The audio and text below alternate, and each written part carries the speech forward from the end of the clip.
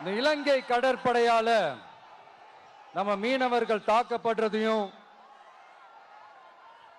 அதுக்கான காரணத்தை பத்தியும் அதுக்கான தீர்வை பத்தியும் நான் மதுரை மாநாட்டிலே நான் பேசியிருந்தேன். அது ஒரு தப்பா? மீனவர்களுக்காக குரல் கொடுக்கறதும் அவங்களோட நிக்கிறதும் நம்மளுடைய கடமை, நம்மளுடைய உரிமை.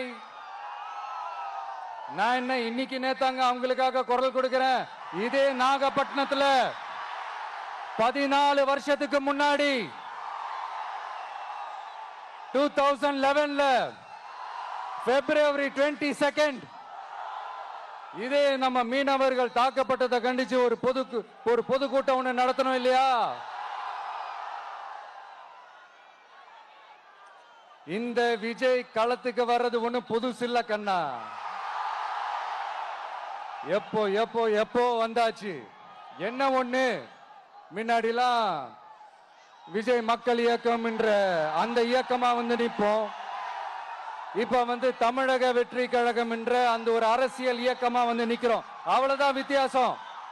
அன்னைக்கும் சரி, இன்னைக்கும் சரி, இனிமேலும் சரி, மக்களுக்காக மக்களோட நிக்கிறது தான். இது புரிய வேண்டியவங்களுக்கு புரிஞ்சா சரி.